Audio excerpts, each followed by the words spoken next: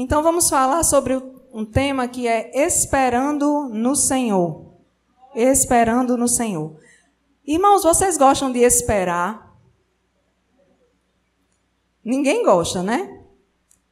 Eu não gosto. Eu não gosto de marcar com alguém e a pessoa não chegar na hora. E não gosto de esperar em filas, não gosto de ir para um consultório e ter aquela famosa ordem de chegada, que você chega, já tem 15 na sua frente, você tem que esperar. Ninguém gosta de esperar, nós não gostamos de esperar. Sabe por quê? Porque nós nascemos para desfrutar da plenitude do que Deus tem para nós. Quando Deus formou homem e mulher, Ele queria que eles desfrutassem daquilo que Ele tinha criado para eles desfrutarem. Só que por causa do pecado, a gente não está desfrutando de tudo que Deus tem para nós plenamente, de forma abundante, como deveria ser, como tinha sido traçado por Deus desde o início. E é por isso que a gente não tem muita paciência para esperar. E tem outra questão também, que é, nós vivemos numa era em que a gente não espera para nada, né? Eu não sei aqui quem viveu em alguma casa que tinha fogão a lenha, né? Eu lembro de fogão a lenha na casa de um tio, na casa da minha avó, no interior. Mas as pessoas, quando elas queriam preparar a sua comida, primeiro que a carne não estava cortadinha, congelada na nossa geladeira, no freezer, como nós temos hoje, né? O animal que ia ser, né, comido, seja lá um carneiro, um boi, ele tinha que ser morto primeiro, e aí tinha que se limpar e tudo. E o forno, mesmo quando a carne já estava pronta, o forno, a lenha, ele demora. Você tem que ter a lenha, você tem que ficar lá soprando. Essa geração hoje não sabe o que é isso. Muitos de nós não sabemos o que é isso. Não sabemos o que é ter que esperar para ver uma comida ficar pronta. A gente vai no restaurante, eu vejo minhas filhas fazem isso. A gente faz o pedido, quando dá em 5 minutos, elas dizem, está perto? Está demorando muito. Uma geração que está acostumada com micro-ondas, com congelados, com o frango que vem todo cortadinho, com tudo muito rápido, né? Uma geração que não precisa esperar uma carta chegar para se comunicar com ninguém. Com um clique, você consegue se comunicar com um parente seu lá no Japão, né? Liene, que tem uma irmã morando no Japão, sabe que é assim. Então, nós não temos muita paciência para as coisas, e principalmente nessa geração. E eu entendo, né, meditando sobre isso, meditando sobre o que Deus fala na sua palavra sobre a espera, eu entendo que essa tecnologia que avançou, que às vezes a gente acha que é tão boa, trouxe tantas coisas boas, mas ela faz com que a gente cada vez tenha menos paciência para conhecer a Deus. Porque a gente quer tudo muito rápido. E Deus, Ele não se dá a conhecer assim, na sua plenitude, de forma muito rápida. Você precisa dedicar tempo. Você precisa passar tempo com Ele em oração. Você precisa meditar nas Escrituras. Você não vai ler um versículozinho e aquilo já vai... A Bíblia toda já vai entrar na sua mente. Todo o conhecimento de Deus vai entrar na sua mente. Só que a gente queria que fosse assim. Mas a espera é algo que Deus tem na sua palavra para nós. Deus planeja isso. Se a gente observar no mundo natural, essa espera não é só no mundo espiritual, né? No mundo natural, quando um casal descobre que vai ter um filho, ele não descobre num dia e no outro dia a mulher já dá à luz, né? Há um preparo, tanto há o preparo dos pais que vão receber o filho, como há um preparo do filho que está sendo formado, todas as suas estruturas, todos os órgãos, tudo está sendo formado para que ele possa finalmente conviver nesse mundo, para que ele possa respirar sozinho, para que ele possa se alimentar e o sistema digestivo dele fazer a digestão corretamente. Existe um tempo necessário para as coisas, existe um preparo para as coisas. Isso é no natural, como eu falei. Isso é quando a gente planta uma semente. Aqui na nossa região, é muito comum termos, nos quintais das casas, pé de acerola, né? É uma coisa muito comum. Eu acho que a acerola é uma fruta que dá em todo lugar, porque em todo canto que você vai, você acha pé de acerola. E a acerola é uma fruta que dá o ano todo, né? Também, o tempo todo tem acerola. Mas quem já plantou um pé de acerola sabe que você não plantou a sementinha ou a muda num dia e no outro dia já estava a planta cheia, né? Você teve que preparar o solo, você teve que regar, você teve que cuidar, que plantar e esperar a primeira safra. E, normalmente, a primeira safra não é a melhor. Os primeiros frutos não são os mais doces, mas ela vai amadurecendo como planta. E se a gente parar para observar a natureza, a gente vai ver que Deus trabalha com tempo e espera. Deus não trabalha como a gente está acostumado a ver hoje, no instantâneo. O trabalhar de Deus, na sua maioria, é com o tempo, com o processo e com a espera. Deus realiza coisas instantaneamente? Realiza. Deus age e opera milagres de forma instantânea? Opera. Ele faz, se Ele quiser manifestar a sua glória, num determinado momento, para cumprir um determinado propósito, Ele faz. Mas, via de regra, se nós observarmos na nossa vida, na vida das pessoas que estão caminhando com Cristo ao nosso redor, a nossa igreja, a congregação, nós vamos ver que as coisas, as promessas de Deus para nós, elas são desfrutadas depois de um tempo, existe um processo. A espera é necessária. E nós vamos ler um texto de alguém que conhecia muito a Deus e que sabia o que estava dizendo, né? Inspirado pelo Espírito Santo, mas também um texto de alguém que tinha um coração segundo o coração de Deus, que é Davi. Vamos ler o Salmo 40, apenas um versículo, para que a gente possa iniciar de fato a ministração. Salmo 40.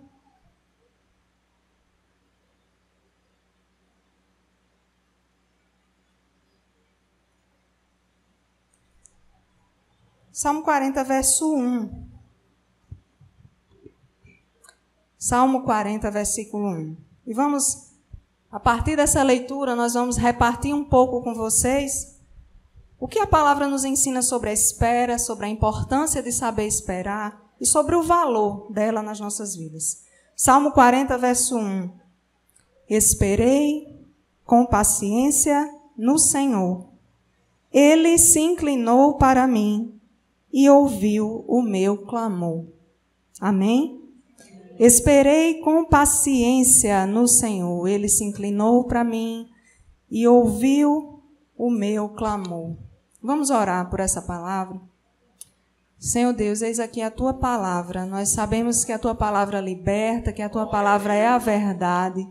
Pai, nós Te pedimos que nos ensina, nos auxilia, Senhor, a compreender o que o Senhor quer nos ensinar a respeito desse tema, Pai. Pai, em nome de Jesus, nós Te pedimos que o Teu Espírito Santo trabalhe em nossos corações, que o nosso coração seja solo fértil para receber essa palavra, para que ela venha dar frutos, Senhor.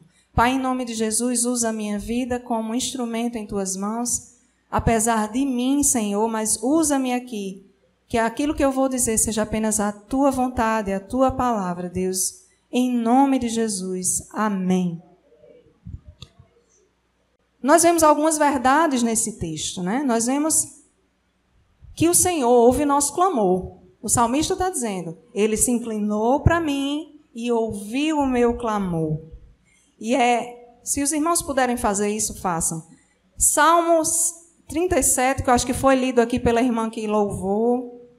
Salmo 37, 38, 39, 40, 41, 40. Esses salmos aqui todos, eles falam sobre isso. Sobre espera, sobre confiar, sobre se deleitar no Senhor e Ele vai satisfazer os desejos do teu coração. Meditem nesses salmos que são preciosos. Mas esse salmo aqui, esse verso, ele diz, o Senhor ouve o nosso clamor. É uma verdade, Ele atende o nosso clamor. Mas ele diz uma outra verdade também, que às vezes a gente esquece que está lá. É que entre o clamor e o tempo da resposta, existe uma espera. Entre o clamor, entre a oração, entre os pedidos e o tempo de Deus responder, existe uma espera. E nós vamos entender por quê. Por que existe essa espera? E vejam que a própria definição da palavra de Deus a respeito de fé relaciona a fé com espera. Vocês conhecem aqui a definição de fé da Bíblia, que está em Hebreus, capítulo 11, versículo 1. Eu vou ler rapidamente, vocês não precisam abrir se não quiserem. É um texto bem conhecido. Hebreus 11, 1 diz, a fé é a certeza do que esperamos, né? A certeza das coisas que esperamos. Só até aí, a parte A do verso. A fé é a certeza do que se espera e a prova daquilo que não vemos. Então, quando Deus vai definir o que é fé, ele já diz que fé está diretamente relacionado com espera.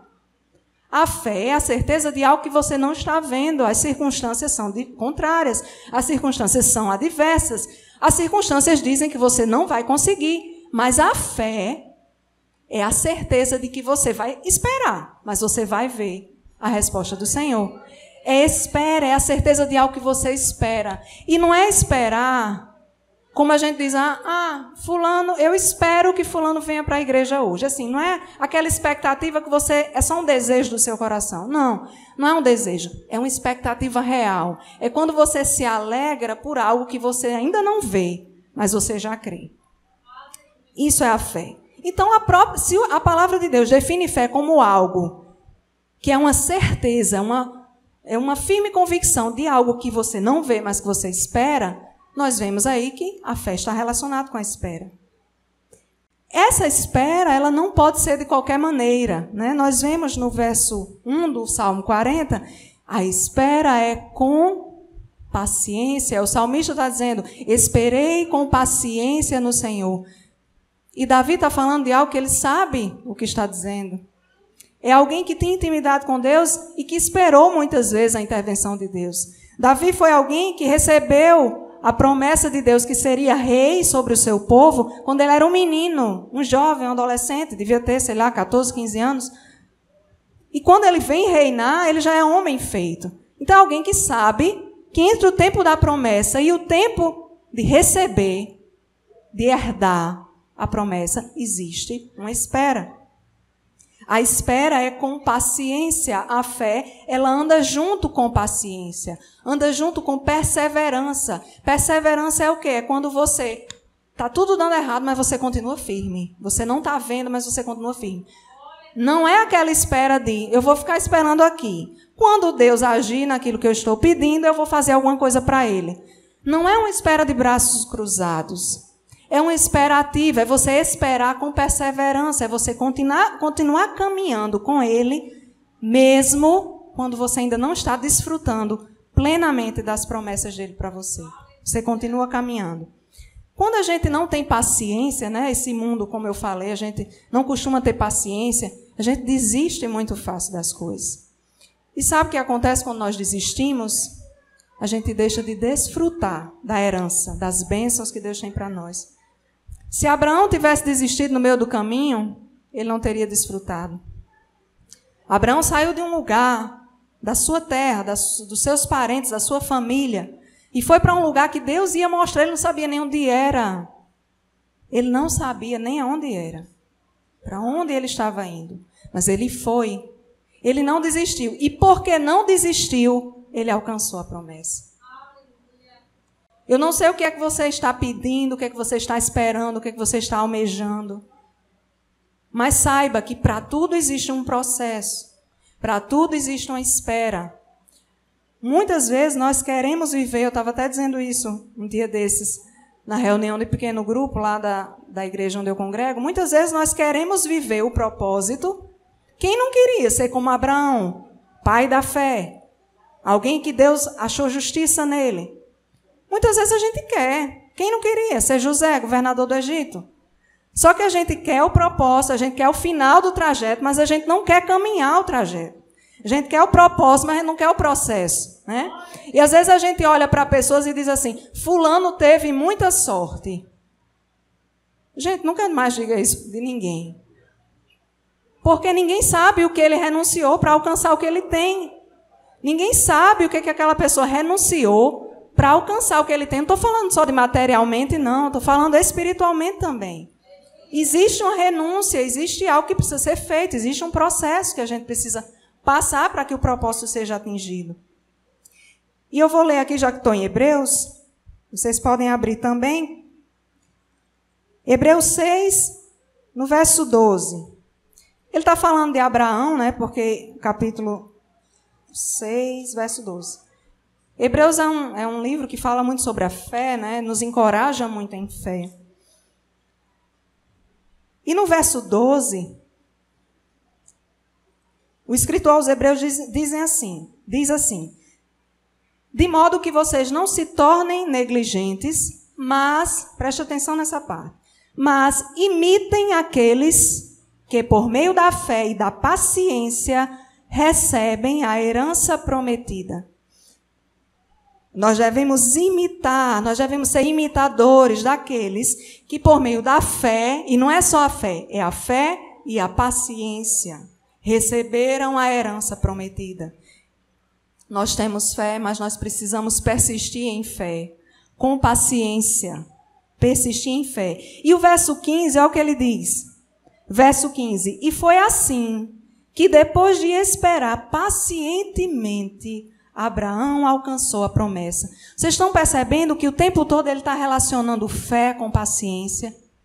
E se fé precisa estar relacionada com paciência, é porque existe uma espera. Porque a gente não precisa ser paciente para algo que não demora, né? Se não vai demorar, não precisa ser paciente. Mas a fé, ela sempre está caminhando lado a lado com a paciência. A espera, ela é algo que muitos dos homens e mulheres da Bíblia, esses homens e mulheres que nós admiramos, que nós vemos as suas histórias e achamos maravilhosos, muitos deles experimentaram espera na sua caminhada. Eles esperaram para desfrutarem das promessas de Deus para eles.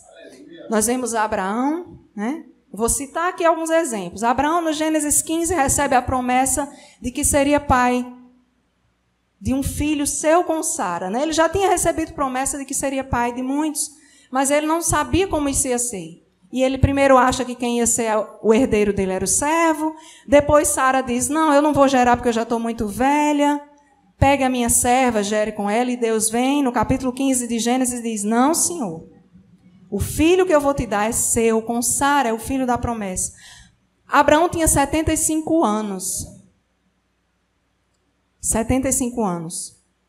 Quando Isaac nasce, Abraão ia fazer 100, né? Tinha 100 anos. Porque quando Deus aparece, fala com ele, ele tinha 99 e ele diz, Sara vai engravidar. 25 anos esperando, gente. 25 anos. Eu acho difícil a gente achar crente hoje em dia que esperasse 25 anos, cumprindo ali os propósitos para receber uma promessa. Muito difícil. Outro exemplo, o próprio filho de Abraão, Isaac, ele tinha 40 anos quando ele se casou com Rebeca. E algo interessante que eu nunca tinha parado para ver, mas aí lendo, para ministrar essa palavra, eu vi algo que eu não sei se vocês já notaram aqui na Bíblia. Quanto tempo Isaac demorou para que Rebeca gerasse e a oração dele fosse atendida? Gênesis 25. Vejam aí no verso 20. Abraão gerou Isaque, o qual aos 40 anos se casou com Rebeca, certo? Anotem isso aí. Isaque casou com Rebeca aos 40 anos, e no verso 21 diz que Isaque orou ao Senhor em favor de sua mulher porque ela era estéril. O verso continua dizendo, o Senhor respondeu a sua oração e Rebeca, sua mulher, engravidou. Agora veja o versículo 26, o que diz? Verso 26, no finalzinho do verso. Tinha Isaque 60 anos de idade quando Rebeca deu à luz os gêmeos. Isaque casou com Rebeca aos 40. Eu imagino que com 40 ele já começou a orar, porque ele não esperou ela fazer 60, né? Não faz sentido. Isaac, quando a gente lê rapidamente, a gente pensa que ele orou aqui, no próximo ciclo fértil ela já estava grávida. Gente, as coisas de Deus, elas demandam tempo, tem processos, tem tempo. José, Gênesis 37, não precisa abrir, vou só citar, vocês conhecem a história. Tinha cerca de 17 anos quando sonhou, teve aquele sonho, que ele estaria reinando sobre os seus irmãos, né? O sonho dos feixes, que ele estava no meio e os feixes dos seus irmãos se dobravam perante ele. José tinha 17 anos. E o que acontece com José? Eu acho que ele imaginou, eu vou reinar sobre meus irmãos, filhinho preferido do papai, o que ele deve ter imaginado? Né? Que ele ia reinar. Ele imaginou que isso ia acontecer logo quando ele alcançasse a maioridade. Eu duvido que José tenha imaginado o que ele ia passar para que a promessa se cumprisse. A gente nunca imagina o que vai passar até que a promessa se cumpra. José tinha cerca de 30 anos quando ele reinou. Quando ele ficou como o segundo homem mais importante do Egito. E os irmãos foram lá porque precisaram de comida, porque estavam com fome. E eles de fato se curvaram, não reconheceram ele, se dobraram. E foram. Foi de 17 anos aos 30 anos, né? 13 anos para o cumprimento da promessa. Todos eles tiveram que esperar para viver a plenitude do propósito de Deus para a vida deles. Todos eles. Por que que eu e você queremos ser diferentes? Todos eles tiveram que esperar. E a espera de José não foi uma espera fácil, né? A espera não é algo fácil. José sofreu.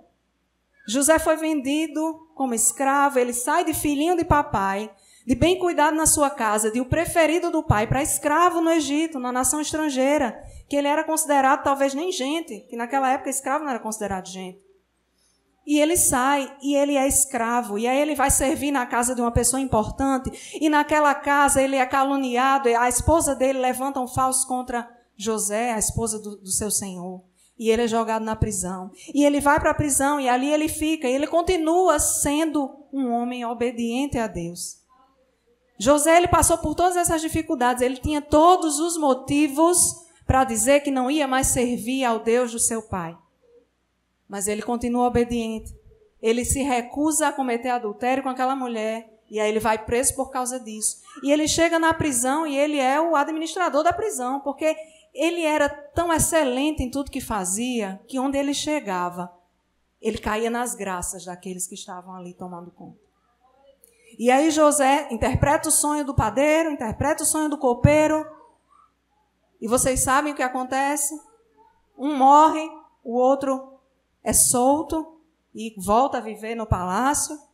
E o que acontece? Aquele homem esquece de José. José disse, fale de mim para o faraó. E o homem esquece. Ou seja, José sofreu tudo que ele não imaginava que sofreria. Até um homem que ele interpreta o sonho, ele chega lá e ele não fala nada sobre José. Há um tempo de espera.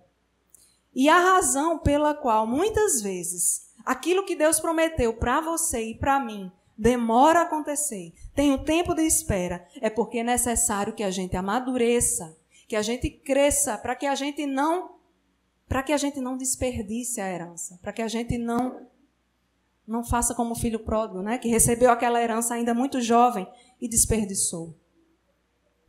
A razão é essa. Nós precisamos crescer e amadurecer. Já pensou José, com 17, 18 anos, chega no Egito e ali já acontece um mover e ele é levantado governador do Egito. O que ele ia fazer com esses irmãos, gente? 18 anos. Não tinha dado tempo, né? O processo do perdão, a ferida cicatrizar. Não tinha dado tempo ele crescer. Ele sofreu o que ele precisaria sofrer para crescer e amadurecer. Você, quando tinha 20 anos, imagine aí, você, os mais velhos, né? Se Deus tivesse te dado tudo que você tem hoje, ou tudo que você ainda não tem, mas você sonha, você acha que teria sido um bom mordomo daquilo que você quer ou sonha ter, com 20 anos? Tem um tempo para tudo, né? Os filhos pedem coisas a nós, mas a gente só dá no tempo certo. Você não vai dar uma bicicleta sem rodinhas para uma criança de 2, 3 anos. A gente só dá aquilo que a gente sabe que ele tem condições de viver e não se destruir com aquilo. E eu queria contar para vocês uma historinha. Imagino que vocês já possam ter ouvido isso, essa história é bem conhecida. Mas é uma lição que fica para nós. A lição da borboleta. Diz assim, um certo dia, um homem, ao observar uma árvore, percebeu um casulo que tinha uma pequena abertura recém-formada.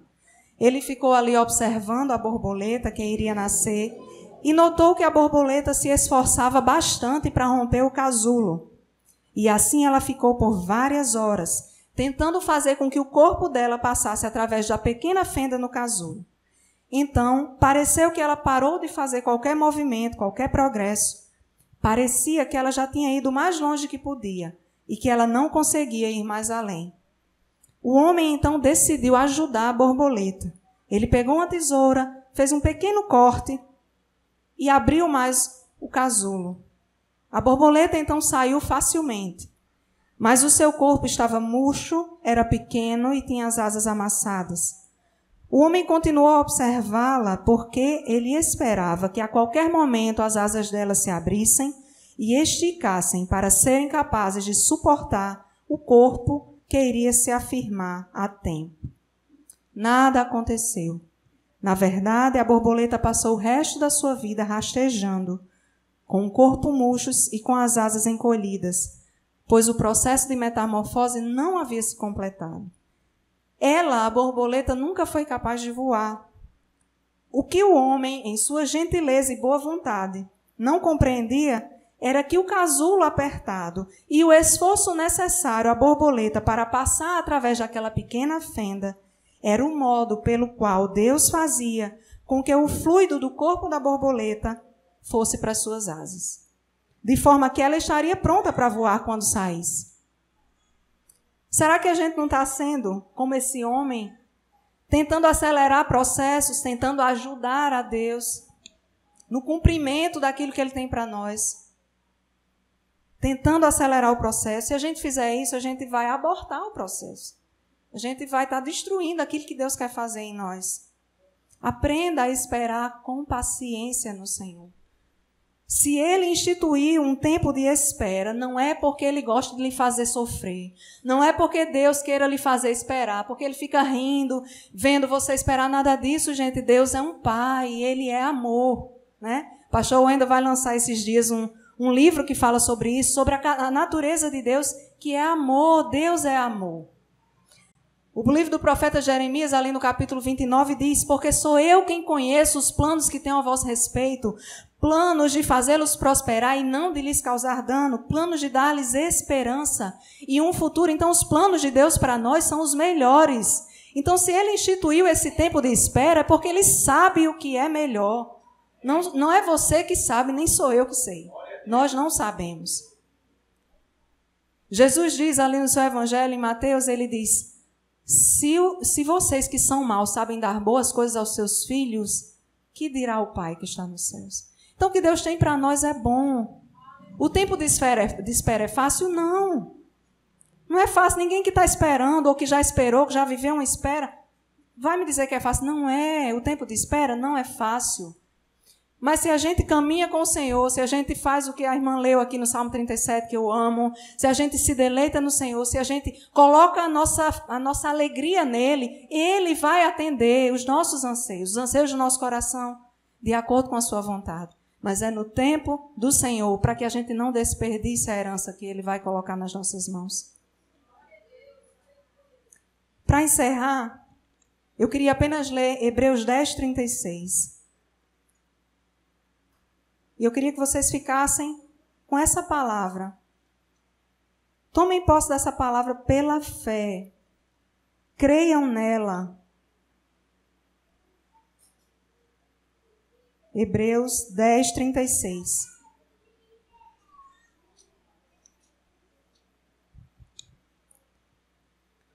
Diz assim a palavra: vocês precisam perseverar, de modo que, quando tiverem feito a vontade de Deus, recebam o que Ele prometeu. Vocês perceberam aqui o segredo? Vocês têm que perseverar, ou seja, continua firme, mesmo que não está dando certo ainda, você não está vivendo plenamente aquilo que você recebeu a promessa de Deus para viver, ou aquilo que você sonha. Você não está vivendo plenamente as promessas da palavra, mas continue perseverando. E quando você tiver feito a vontade de Deus, ou seja, quando você estiver seguindo aquilo que Ele tem para você, Ele vai te entregar aquilo que Ele prometeu. Persevere, persevere. Não é apenas esperar, é fazer algo durante o tempo da espera, né? Perseverar não é só esperar, é fazer algo durante o tempo da espera. Então, está esperando, continue servindo a Deus, continue crendo, continue fazendo aquilo que Ele quer que você faça. E aí, quando você estiver plenamente no centro da vontade do Senhor, vocês vão receber a promessa, a herança que foi prometida. Amém? Vamos aprender a esperar com paciência no Senhor. Ele tem o melhor para nós. Amém? Deus os abençoe.